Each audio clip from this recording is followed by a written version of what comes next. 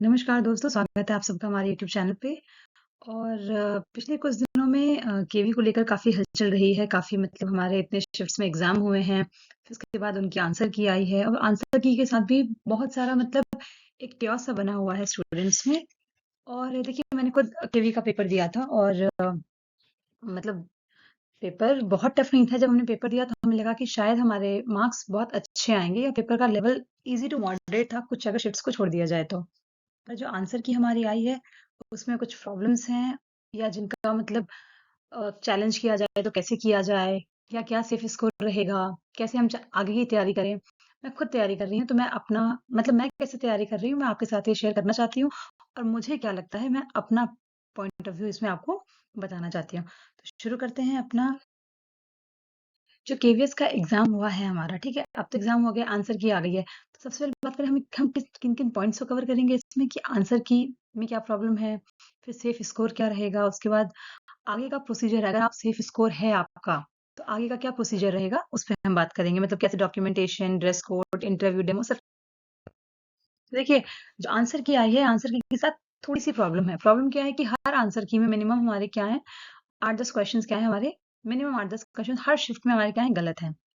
तो अब इतने सारे आंसर्स हमारे रॉन्ग हैं, तो ये मतलब एक तरह से कहा जाए कि हमारे लिए अच्छी बात भी हो सकती है, बट प्रॉब्लम क्या है कि हर एक क्वेश्चन को चैलेंज करने के लिए यहाँ पे 1000 रुपए की फीस रखी गई है।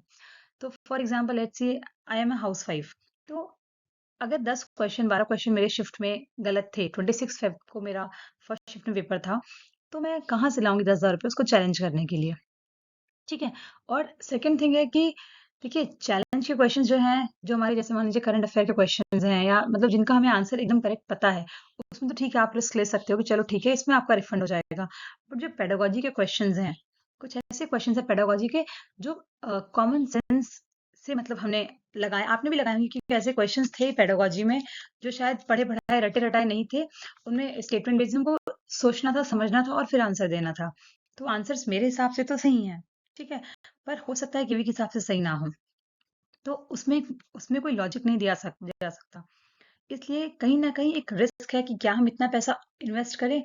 ऑलरेडी मैंने पीआरटी और पीजीटी दोनों फॉर्म भरा था, तो दोनों में मैंने 3000 रुपए इन्वेस्ट किए। फिर मैंने जो तैयारी की, प्रिपरेशन की, उसमें भी मेरे कुछ पैसे लगे। मैंने टेस्ट सीरीज़ ली, उसमें मेरे कुछ पैसे लगे। तो कहीं न कहीं अब एक मतलब जैसे मेरा स्कोर तो मेरे हिसाब से सेफ है, ठीक है? मेरा 140 प्लस बन रहा है, तो मेरे हिसाब से मेरा स्कोर सेफ है और मुझे इंटरव्यू कॉल आएगी। पर 10,000 रुपए क्या मैं मतलब क्वेश्चंस के लिए चैलेंज कर सकती हूँ? तो देखिए, ये एक बहुत बड़ा अमाउंट है और ये मतलब केवी को सोचना चाहिए कि अगर मतलब उन्हें अपना मतलब ये देखना है कि क्वेश्चन सही है या गलत है, जो भी है, ये देखने के लिए उन्हें इतनी फीस नहीं रखनी चाहिए थी। एक नॉमिनल फीस 50 रखते, 100 रखते कि बच्चा चैलेंज कर पाता, कि हर बच्चा चैलेंज कर पाता। पर अब बहुत से लोग हैं कि इस उम्मीद में हैं कि किसी न किसी ने चैलेंज किया होगा। बात कर लें सेफ स्कोर। देखिए सेफ स्कोर पहले तो जैसे पेपर दे के आए थे सब जगह बहुत अच्छा है, तो कई सारे चैनल से 140, 150, 160 भी प्लस भी बता दिया था। पर सेफ स्कोर देखिए कई सारे फैक्टर्स पे डिपेंड करता है, ठीक है? सबसे पहला फैक्टर है अगर हम लास्ट ईयर से देखें तो वैकेंसी कम थी। इस बार हमारी वैकेंसी बहुत ज़्यादा है, ठीक है? तो जितनी हमारी वैकेंसी है उस हिसाब से हमें उतने मतलब जो वैकेंसी होती है उस हिसाब से 3 से 4 गुना लोग बुलाए जाते हैं इंटरव्यू के लिए। तो क्या इतने सारे बच्चों के 130 प्लस आएँगे? क्या ये मतलब इतनी पॉसिबिलिटी है? देखिए, लोग कह रहे हैं कि केवी का एग्ज़ाम 4 साल बाद हुआ है, तो लोगों ने प्रिपेयर किया होगा। पर फैक्ट ये है कि कोई भी 4 साल बैठ के केवी की तैयारी नहीं कर रहा होगा। सब कहीं न कहीं अपने को कुछ ने आगे नया कोर्स लेके पढ़ाई चालू कर दी होगी। कुछ लोगों ने कहीं अपनी प्राइवेट जॉब या कहीं और खुद को इन्वॉल्व कर लिया होगा। कोई भी 4 साल रुक के तैयारी नहीं कर रहा होगा, ठीक है? कहीं न कहीं हम सब ने वही आखिरी के 2-3 महीने में ही मोर और लेस प्रिपरेशन की है और उसी का रिज़ल्ट है हमारे ये मार्क्स। तो वैकेंसी ज़्यादा है और ज़्यादा लोगों को बुलाया जाएगा इंटरव्यू के लिए, तो इसलिए कहीं न कहीं ये कहा जा सकता है कि स्कोर बहुत ऊपर नहीं जाएगा। सेकंड जो हमारी प्रॉब्लम थी वो पेपर लीक हुआ है, कहाँ लीक हुआ है, कितना लीक हुआ है, इतनी सारी जो वीडियोज़ आई थी, क्या सच है, क्या गलत है, देखिए हम नहीं जानते हैं, ठीक है? और केवी ने भी अभी इस पे कुछ मतलब वो नहीं कहा है, बताया नहीं है, तो इस पे हम कुछ नहीं कह सकते। पेपर अगर देखिए कुछ सेंटर्स पे लीक हुआ है, तब तो बहुत फ़र्क नहीं पड़ेगा।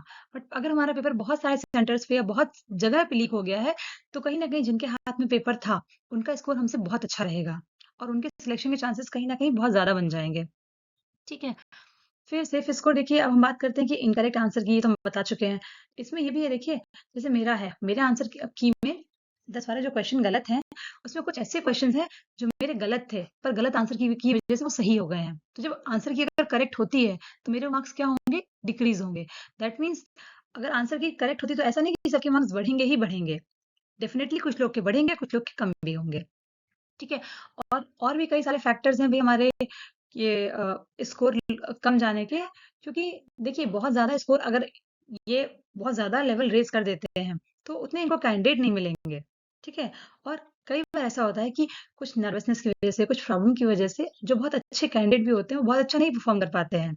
इन सबको ध्यान रखते हुए भी सिर्फ़ स्कोर बहुत हाई तो नहीं जाना चाहिए, ठीक है? तो अगर आपको लगता है कि आप मतलब 120 अराउंड है, 110 120 के बीच में हैं या उसके ऊपर हैं, तो मुझे लगता है कहीं न कहीं आपको अपनी तैयारी शुरू कर देनी चाहिए। देखिए, हर चीज़ की कोचिंग अभी से कोचिंग लेना का कोई वो नहीं है, बट हाँ, हम खुद से थोड़ा बहुत केवी के बारे में पढ़ लें, थोड़ा बहुत अपने जो इंटरव्यू जो नॉर्मल क्वेश्चन्स हैं जो पूछे जाते हैं, उसके बारे में थोड़ा बहुत हम तैयार कर लें, ठीक है? क्योंकि कहीं न कहीं अगर हमें इंटरव्यू कॉल आती है, तो बहुत टाइम नहीं मिलेगा और ये चीज़ें हमें उस टाइम हमारी नेक्स्ट है देखिए, इंटरव्यू बहुत इंपॉर्टेंट रोल प्ले करेगा। अब जो रिटन है वो हम कर चुके हैं, उसमें हमारे हाथ में कुछ भी नहीं है। बट इंटरव्यू में हमारे हाथ में बहुत कुछ है। अगर रिटन में हम मार्जिन पे भी हैं, ठीक है?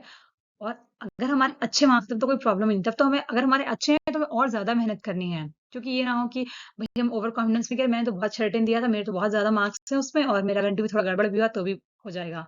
ऐसा बिल्कुल नहीं है। क्योंकि इंटरव्यू में आपको मतलब जो 30% का वेटेज है, उसमें 3% से लेके 30% तक मार्क्स मिलते हैं। तो अगर आप कॉन्फिडेंस में आके या आगे ज़्यादा नर्वस होके आपने अगर गड़बड़ कर ली, तो हो सकता है आपको 3% 10% मार्क्स मिले और वहीं दूसरा बच्चा जिसके रिटन मार्क्स कम थे, उसने बहुत अच्छा कर लिया, तो उसको वहाँ 30% मार्क्स मिल सकते हैं। तो कहीं न कहीं इंटरव्यू एक बहुत बड़ा फैक्टर होगा जिसमें हमें अपना कॉन्फिडेंस, मतलब मैं नहीं कहूँगी आप कॉन्फिडेंस ना रखिए, रखिए कॉन्फिडेंस, अपने में कॉन्फिडेंस रखना बहुत ज़रूरी है, बट हमें ओवर कॉन्फिडेंट नहीं होना है, ठीक है? और कहीं न कहीं देखिए, नर्वसनेस हमको भी है, आपको भी, हम सबको भी है। जब हम उस रूम के अंदर घुसते हैं या हम डॉक्यूमेंट वेरिफिकेशन कराने भी जाएँगे, तो हम नर्वस होंगे और नर्वस होना ज़रूरी है। बट हमें अपनी नर्वसनेस को अपने ऊपर हावी नहीं होने देना है। कहीं न कहीं हमें उस नर्वसनेस को कैरी करते हुए स्मार्टली उन्हें ये शो नहीं करना है कि हम डर रहे हैं, ठीक है? और कभी भी जो आपका इंटरव्यू पैनल है, उसको आप फेक आंसर्स या फ़ॉल्स मतलब वो करके ट्रैप करके आप मत सोचिए आप उनको फँसा लेंगे। क्योंकि कहीं न कहीं उन्होंने हमारे जैसे लाखों बच्चों का इंटरव्यू लिया है, वो हर साल इस प्रोसीजर को फ़ॉलो कर रहे हैं, तो वो कहीं न कहीं हमसे आपसे स्मार्ट हैं। तो वो मतलब वो हमारे एक्सप्रेशंस को देख के, हमारे उसको देख के तुरंत समझ जाएँगे कि हम क्या कर रहे हैं, हम कुछ ना कुछ गड़बड़ कर रहे हैं, ठीक है?